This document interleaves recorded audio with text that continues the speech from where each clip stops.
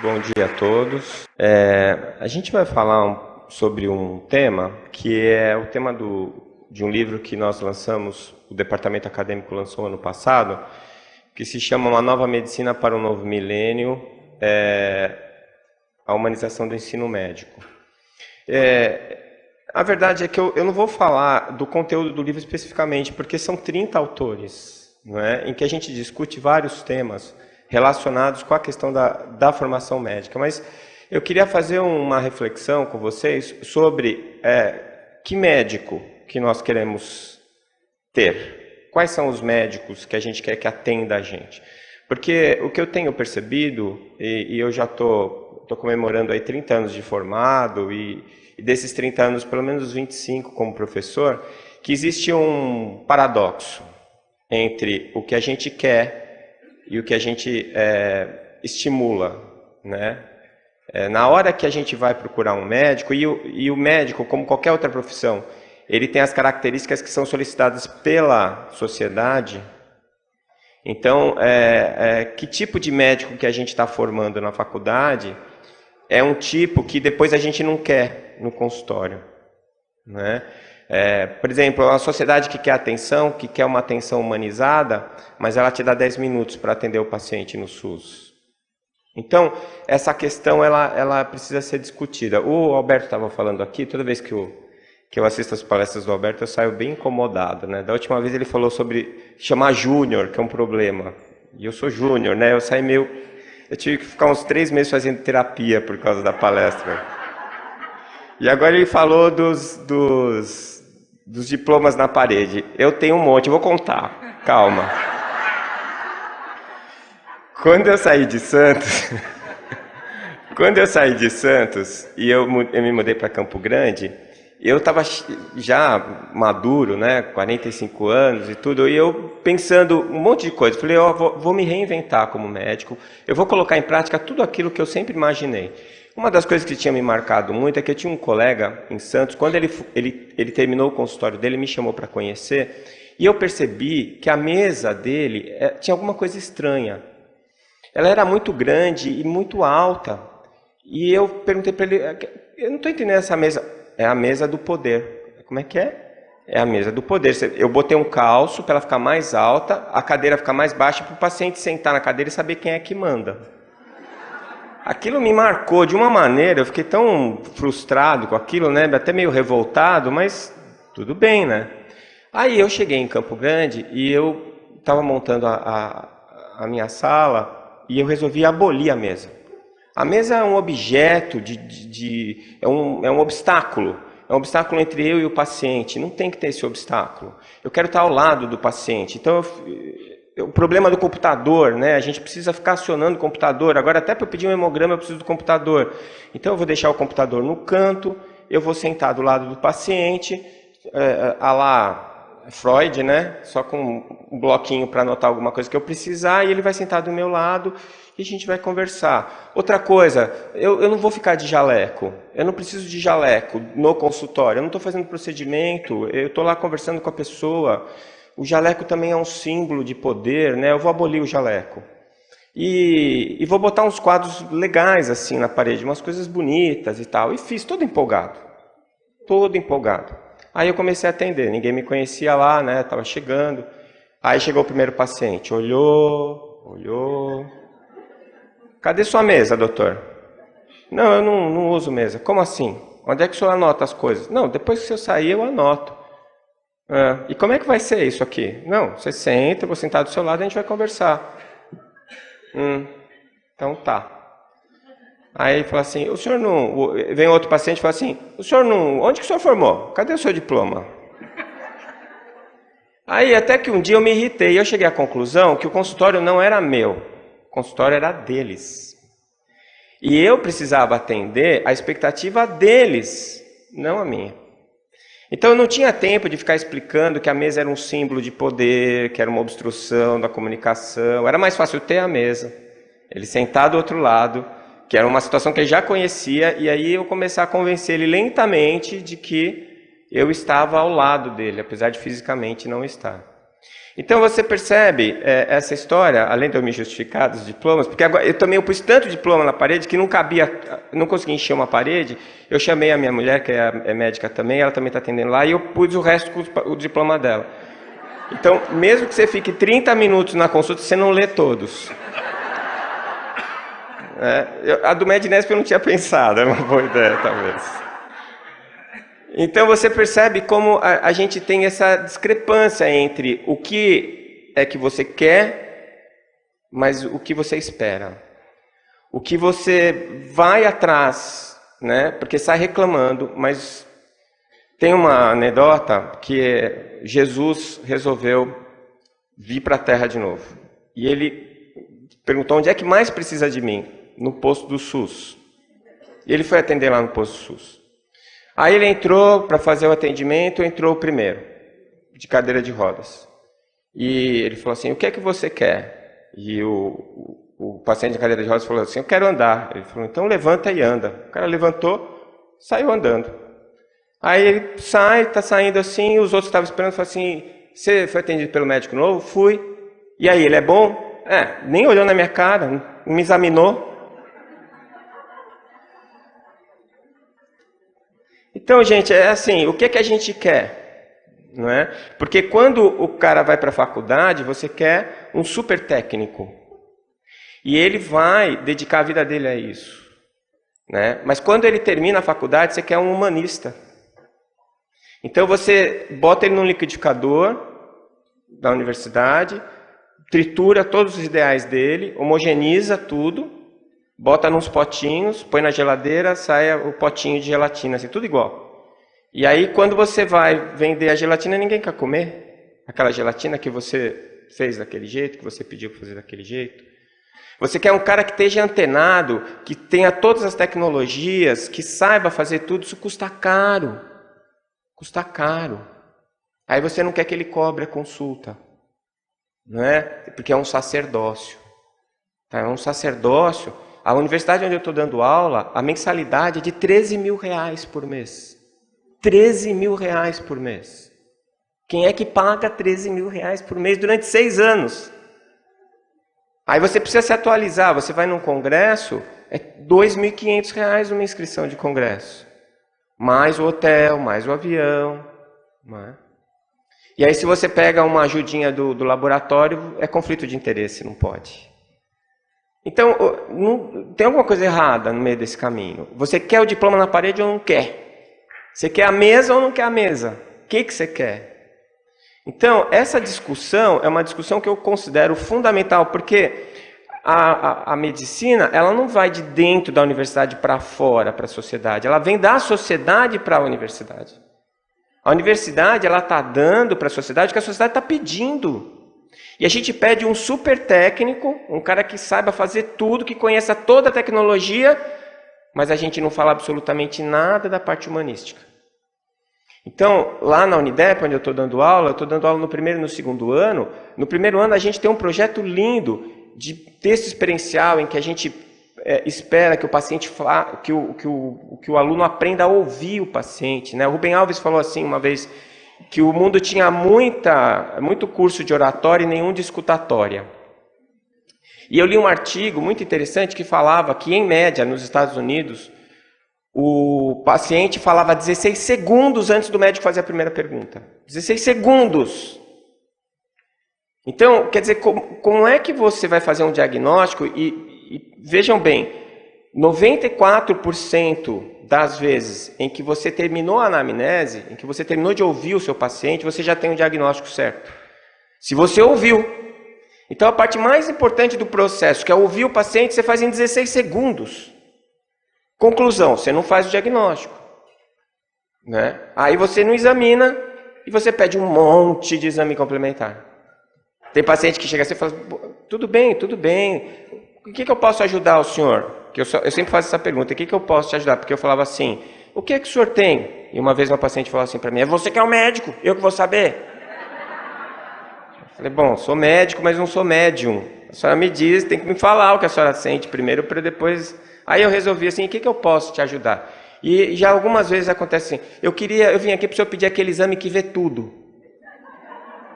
O exame que vê tudo. Interessante isso, né? Eu quero saber qual é o exame que vê tudo. É a anamnese. Quando você olha para o paciente e vê a alma que está ali te pedindo ajuda. E a gente faz isso em 16 segundos. Né? Então, a gente fez esse modelo, chama texto experiencial. O aluno tem que chegar para o paciente e falar assim, me conta um pouquinho de você, da sua vida, e calar a boca. E deixar o paciente falar. E depois ele tem que escrever um texto como se ele fosse o paciente. Né? E aí a gente ensina ele a ser o paciente. E às vezes depois a gente faz uma dramatização em que o aluno vira o paciente. E um outro aluno vai entrevistar ele. Vocês precisam ver o que acontece lá, um negócio de louco. Sai todo mundo chorando, é uma coisa impressionante. E o aluno incorpora o paciente. Aí a gente faz todo esse cuidado, aí a gente fala da introdução do exame físico, que o exame físico é uma coisa importante, você tem que pedir permissão do paciente, você tem que criar um vínculo antes de tocar nele e tal. E aí a gente fica todo orgulhoso do trabalho, chega no terceiro ano, os professores chegam e falam, isso é tudo bobagem, não dá tempo. Você só tem 5 minutos para atender, não tem esse negócio de ter experiencial é uma bobagem, você só tem que perguntar para o paciente o que ele tem e resolver o problema. Aí passa o rolo compressor em cima, né? De tudo que você falou. Então a culpa é dos professores? Não. A culpa é da sociedade. A gente quer humanizar a medicina. Né? O que é humanizar a medicina? Então, eu trouxe aqui algumas coisas para a gente pensar. O que é ser humano, né? O que é humanização? Então, no dicionário tem dois sentidos para a palavra humano, que é do homem o relativo a ele, e aí essa é uma questão, na verdade, antropológica, e isso é óbvio, né?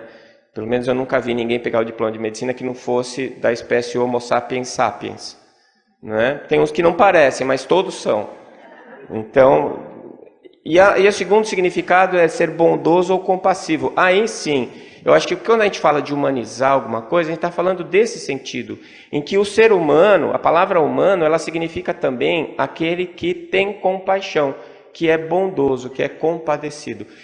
Parece uma piada de mau gosto isso, né? Porque o que define a humanidade é ser bondoso e ter compaixão. E não é bem isso que a gente tem visto. Não é?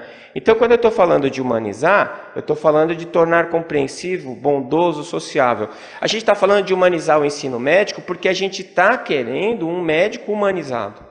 Um médico que seja bondoso e compassivo. Não é isso? Agora, a verdade é que nós estamos num processo de humanização. Nós, humanos, estamos nos humanizando. Se você pega Edgar Morin, ele tem um livro muito interessante que chama A Humanidade da Humanidade. Quer dizer, ele tem dito que a desumanidade é uma característica humana.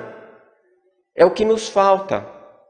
Né? Nós somos seres em evolução. A gente tem uma parte nossa que já está funcionando, que está andando, que é o que a gente gosta de mostrar. E tem uma parte da gente que não funciona, que a gente ainda não tem, que é uma lacuna, é uma falta, que a gente gosta de esconder. Então, nós somos ainda seres que estão aprendendo a ser humanos. Nós estamos aprendendo a ter compaixão. Nós estamos aprendendo a ser bondosos. E isso está em todas as nossas partes da sociedade, todas as partes da nossa sociedade. Isso faz parte do nosso dia a dia, da nossa convivência, de tudo que a gente tem visto, e inclusive dentro da nossa profissão. Então, para entender um pouquinho como é que nós chegamos aqui, eu trouxe uma história rápida da medicina ocidental. Né? A origem é na Grécia, e a gente tem várias escolas na Grécia, Crotona, Cirene, etc., mas especialmente uma, que era a escola de Kos, fez uma diferenciação importante. Por quê? Porque quem dava aula, quem fundou a escola de Kos foi Hipócrates. E Hipócrates, ele tinha uma característica interessante. Ele era amigo de Sócrates. E os dois costumavam passear e discutir filosofia e medicina. Então, Hipócrates foi o primeiro a colocar filosofia dentro da medicina, que era mágica. Ela era fantasiosa, né? Era uma coisa mais ligada aos rituais, à questão mais mística. E isso deu uma característica científica para a medicina pela primeira vez na história, né? E o objetivo maior de Hipócrates era aliviar a dor. E isso eu acho que é uma característica importante do pensamento dele. Ele nunca pensou, eu estou aqui para curar. E esse é o grande equívoco da medicina hoje. Ela acha que cura, né? Ninguém cura ninguém. A única pessoa que pode se curar é você mesmo. E nem Jesus curou. Porque quando ele fazia o milagre, ele não falava assim, te curei, agora toma jeito. Não, é a tua fé te curou. Vai e não peques mais. Quando a mulher com hemorragia tocou o manto, ele falou assim, senti virtude sair de mim. Ou seja, ele não estava nem prestando atenção. Ela é que fez o processo. Então, você como terapeuta, você está lá para auxiliar. Você está lá para dar suporte, para usar o que você sabe, a sua técnica, o seu conhecimento, para orientar aquele paciente a encontrar o caminho dele.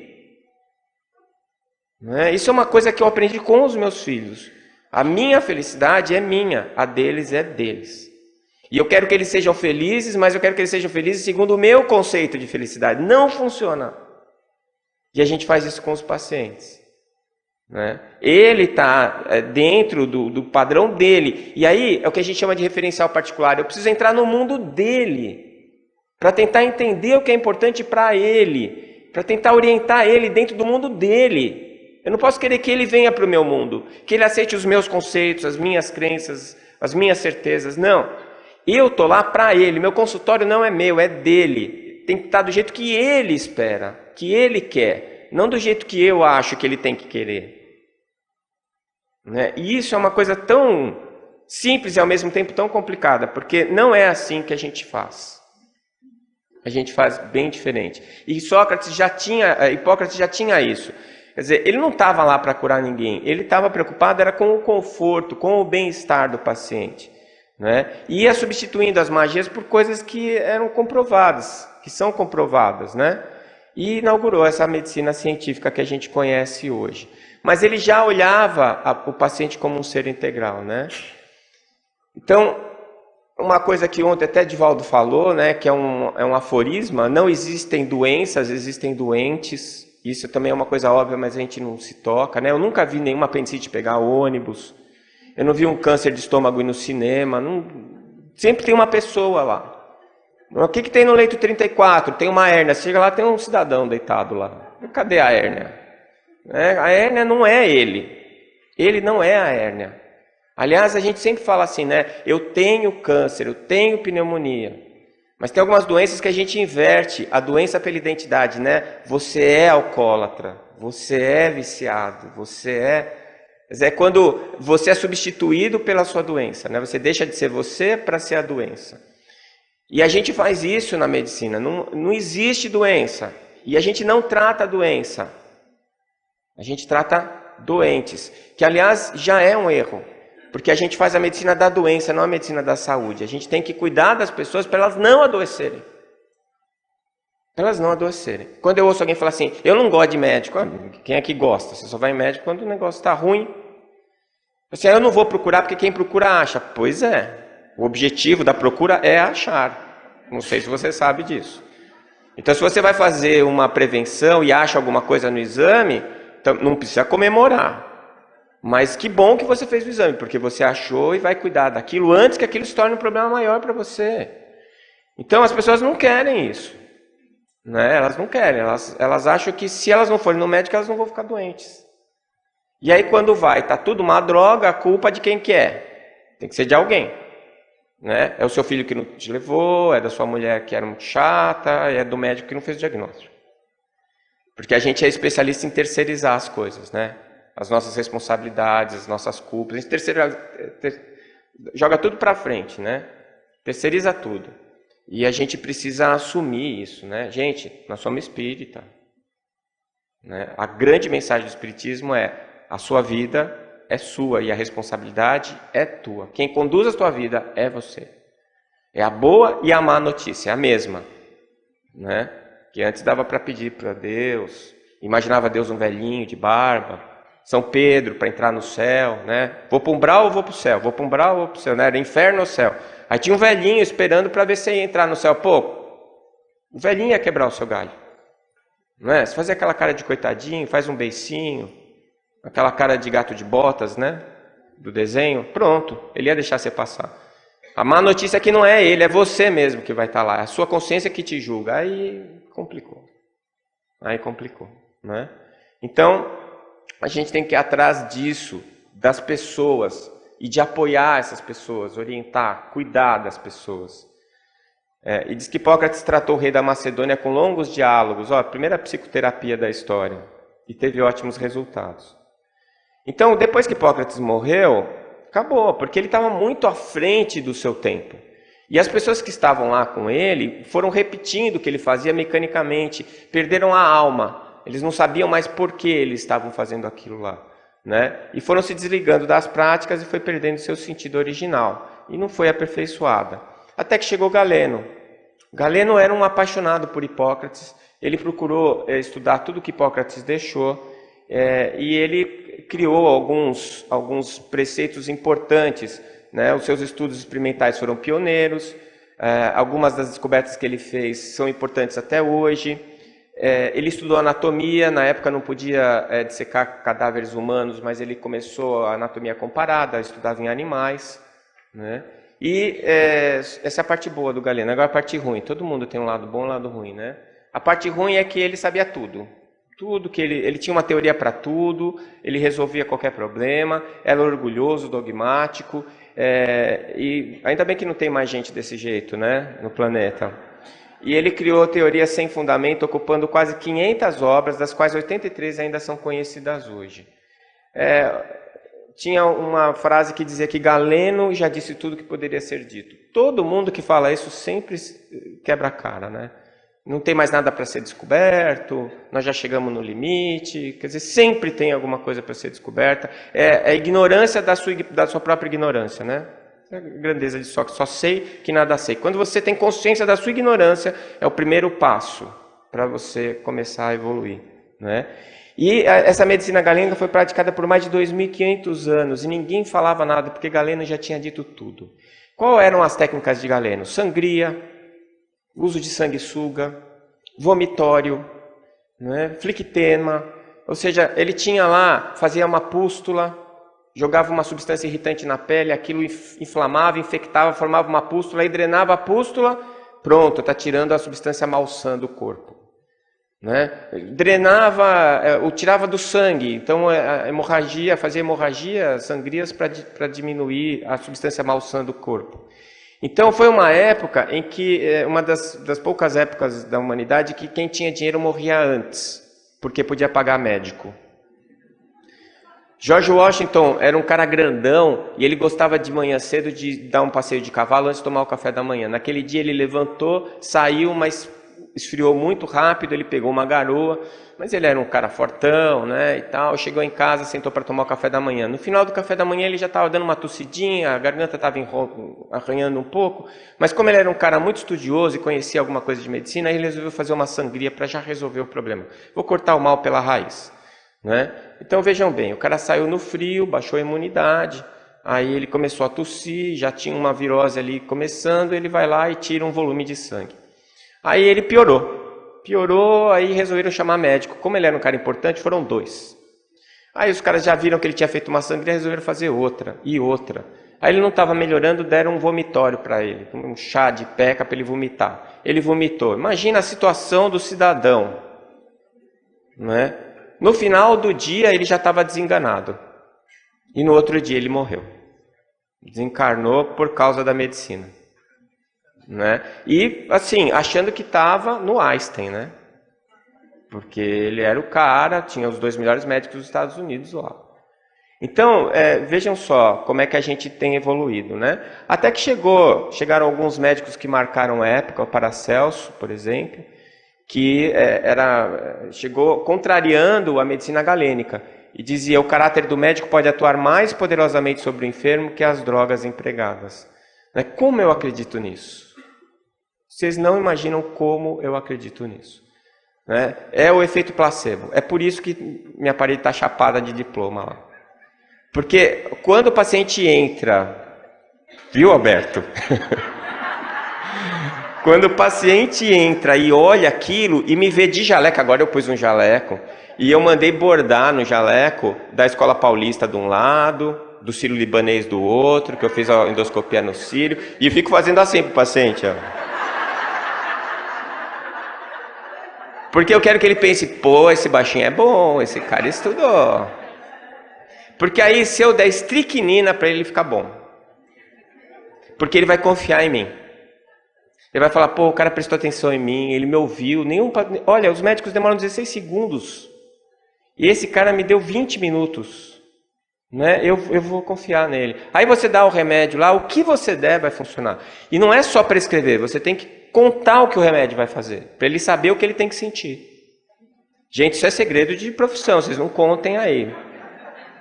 Isso daí se chama, é uma relação médico-paciente que gera confiança, e a confiança gera o resultado, porque o resultado não sou eu que faço, é ele. E eu tenho que convencer ele de que ele tem capacidade de ficar bom. E eu tenho que convencer ele que ele quer ficar bom, porque às vezes não quer.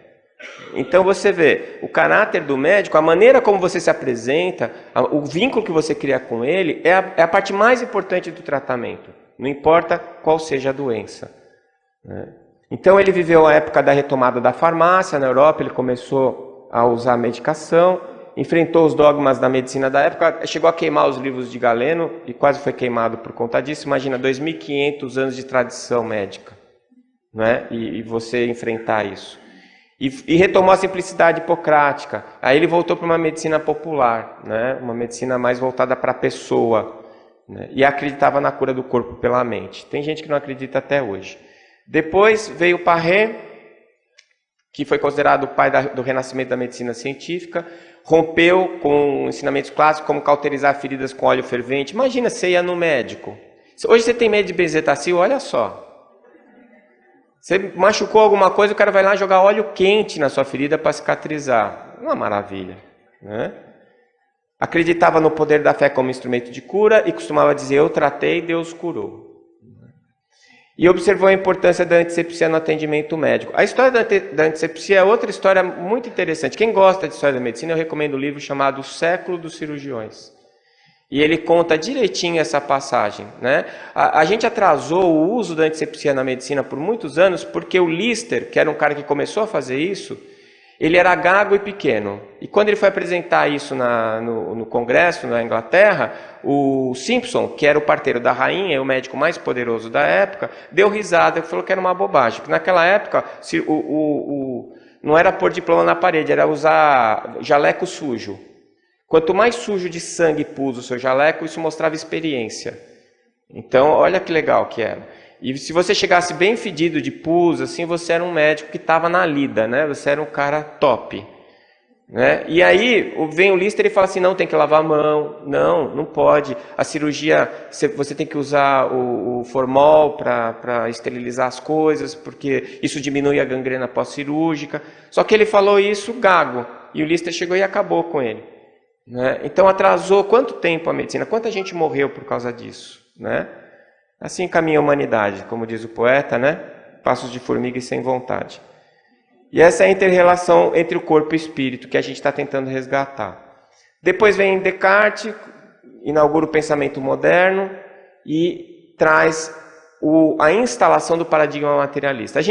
Tem muita gente que usa como se fosse o demônio, né? Paradigma materialista. Vamos atacar o paradigma. Não é isso, gente. O paradigma é uma maneira de ver as coisas. E esse paradigma materialista, ele quer estudar a matéria. Isso é muito útil, foi muito útil, está sendo muito útil, vai ser muito útil. O problema não é o paradigma materialista da ciência. São os cientistas que são paradigmáticos e que são preconceituosos. E que negam a existência do espírito porque estudam a matéria. Então, o paradigma materialista, ele simplesmente ignora o espírito. Ele não nega, ele ignora. E o que nós estamos propondo é que existem mais coisas além da matéria. E o próprio paradigma materialista expôs essa necessidade da gente estudar coisas que não são científicas dentro do paradigma materialista, mas que são científicas dentro de um paradigma pós-materialista. Dentro de uma visão mais ampla, de uma percepção de que existem mais coisas. E aí a gente vai percebendo até que a matéria é subjugada por esse algo que nós estamos ignorando até então. E isso muda completamente a maneira da gente ver a medicina, né? Então eu trouxe essa foto, que é uma foto da primeira cirurgia realizada com anestesia. Então veja como era antes, né? Quer dizer, o cirurgião bom era o rápido, óbvio. Você vai amputar uma perna, você quer quem? Um cara minucioso, detalhista? Não, você quer um cara rápido, porque vai doer, né? E a primeira vez que foi feita anestesia, foi tentada anestesia por um dentista, que também não deu certo, porque ele estava nervoso e anestesiou pouco, e o paciente sentiu dor, e todo mundo deu risada, porque diziam assim, não existe cirurgia sem dor. Até a implantação da anestesia foi um negócio complexo. A gente é muito estagnado nas coisas, a gente tem dificuldade de mudar. A gente não gosta das mudanças, mesmo que as mudanças venham trazer benefício para a gente. Então a gente tem que estar esperto para não aceitar qualquer coisa a título de novidade, que é o novidadeiro, né? Tem médico que é assim, ele leu um artigo, ele já mudou a conduta dele. Calma, meu filho, vai com calma. Um artigo não quer dizer nada, quer dizer que alguém conseguiu publicar aquilo. Só isso que quer dizer. Isso não significa conhecimento, você precisa de um conteúdo que venha junto, né? Uma base empírica, né? Então, a gente não pode reclamar do paradigma materialista, porque graças a ele que hoje a gente está onde a gente está. A gente está numa situação de conforto, a gente tem um índice de eficácia muito grande para boa parte das coisas, né? Aí tem gente que vai dizer, mas você continua morrendo. Claro, o único jeito de você não morrer é não nascer. Então, a maior causa de morte é nascimento. E isso não tem jeito, é uma coisa assim que é uma verdade, não é? Então, a gente vai continuar. O que está acontecendo é que a gente está mudando o porquê que a gente morre. A gente morria com 30 anos, 40 anos, agora a gente está morrendo com 70, 80, 90 anos. E está vivendo melhor também, né? Então, por quê? Porque a gente avançou nessa tecnologia. Mas o que está acontecendo de interessante hoje é que a gente está voltando nossas atenções para essa dimensão espiritual. A gente está começando a reconhecer a alma, isso academicamente eu estou falando, tá? E o próprio materialismo como ponto de partida. E aí a gente vai construindo novos saberes. É o que a gente está propondo com a anatomia transdimensional, a fisiologia transdimensional, e que a gente busca o mesmo rigor científico. Porque a gente não tem que acreditar por acreditar. Essa história de que fé é alguma coisa que se acredita sem provas, isso para mim é uma bobagem. Fé para mim é o que está no dicionário, convicção íntima. E a minha convicção íntima é formada a partir de evidências, a partir da minha vivência, das minhas experiências, das coisas que eu realmente acredito, porque eu acho que elas são verdadeiras. Porque eu tenho alguma prova ou algum tipo de sustentação de que aquilo é verdadeiro, né? E a gente avançando nisso, até para entender como que fisiologicamente o meu corpo reage às minhas emoções e como isso vai acabar impactando na minha saúde, né? Então, a mente altera o comportamento molecular, a física quântica abrindo novos horizontes, isso também está provocando crise convulsiva em muita gente, né? Não pode falar de física quântica e medicina, sinto muito, pode me xingar, eu não sou físico mesmo, né? Um dia você vai ver que a gente estava certo e vocês estavam errados. Porque não adianta você querer tentar guardar o seu quadrado. Entendeu? A ciência está derrubando os limites. O Edgar Morin, que eu já citei, ele fala da interdisciplinaridade. Que não dá mais para você discutir antropologia sem falar de psicologia. Não adianta você discutir psicologia sem falar de fisiologia. Se falar de fisiologia sem falar de física quântica. Falar de física quântica sem falar de sociologia. As coisas estão integradas, os saberes estão integrados. E se não estão, deveriam estar. E é só assim que a gente vai conseguir construir um passo adiante nesse ponto do desenvolvimento tecnológico e cultural que a humanidade está. Então, a gente está comemorando a física quântica porque a física, que é a base de todas as ciências, é a mãe de todas as ciências, que estuda as leis naturais, que são as leis universais, está dizendo que a matéria ela responde ao observador. Quem é o observador? Quem observa? Se alguém observa a matéria, não é matéria. Então eu já estou indo para o dualismo. Tem mais alguma coisa ali na história, não é só a matéria. E isso é que incomoda. Isso é que deixa as pessoas nervosas, né? O observador como inteligência causadora do ser. E para onde é que nós estamos indo? O que nós queremos, né? Qual é essa nova medicina para o novo milênio. Então vamos deixar de lado as mesas, os diplomas, os aparelhos de tomografia, os PET scans, ninguém mais vai fazer cápsula endoscópica, vamos largar a mão de eletrocardiograma, só amor. É isso? Não é, gente. Não é? O segredo da vida está no equilíbrio. O caminho do meio é sempre o melhor. Não é? E a gente tem um monte de recursos. O que a gente está lutando agora é porque é só a matéria. O cara não ouve mais o paciente, não escuta o paciente, ele acha que a tomografia vai dar o diagnóstico para ele. Não vai dar. Mas ele também não vai, a não ser que ele seja médium vidente, ele não vai descobrir onde é que está o tumor. Ele não vai conseguir tirar esse tumor só fazendo aquele negócio assim com a mão, né? E tira um sangue de galinha lá, um negócio, pronto, você está curado. Não é assim. Então, tudo tem um limite. E André Luiz fala uma frase que é lapidar. Nada é totalmente físico, nem totalmente espiritual. Nada. E nós estamos encarnados, nós estamos bem no meio. 50% é físico, 50% é espiritual. Se a gente acha ruim quem só fala do físico, como é que você vai falar só do espiritual? Tudo vai resolver lá no centro espírita. Para o remédio, vamos dar passe, vai rezar que você fica bom. Isso não é assim. Não é assim que funciona. Né? É claro que a gente vai ganhando uma outra dimensão, a própria doença vai ganhando uma outra dimensão, outro significado para a gente. Isso é muito importante, porque isso diminui o sofrimento, mesmo que não atenue a dor. Mas você tem um significado para aquele sofrimento. Aquilo passa a ter um significado. Você sabe por que está passando por aquilo. E diante desse significado, fica tudo mais suportável. Você fica mais forte, mais valente. Né? É igual a coragem. Eu sou corajoso, não tenho medo. Bom, você me desculpa, se você não tem medo, você não pode ser corajoso. Porque a coragem é a qualidade de enfrentamento do medo. Então é isso. O que a gente está buscando é o significado, é a coragem para a gente enfrentar o medo. Né? E poder abraçar a criança que o Alberto contou aqui, que todos nós temos dentro de nós. Né? Então é essa visão integral. Não tem como eu tratar uma apendicite. Porque a apendicite está dentro de alguém. Esse alguém tem as suas tristezas, tem seus hábitos, tem as suas dificuldades. Então vamos abrir novos horizontes, né? É isso que a gente está fazendo aqui no Mednesp. Os nossos sentimentos repercutem nas nossas células, como repercutem no nosso comportamento social. Essa é a nova medicina, que fala de espiritualidade, de alma, que está dando um passo adiante, resgatando esses autores que a gente falou aqui. E isso parece que a gente está dando volta. Pô, nós andamos tanto de Hipócrates até hoje para voltar no mesmo lugar? Gente, não é o mesmo lugar. Parece, mas não é. O conhecimento, ele evolui em espiral. Você deu uma volta de 360, só que você está no andar de cima já. Né? E espero que a gente possa estar contribuindo um pouquinho com isso aqui no nosso Mednesp. Muito obrigado.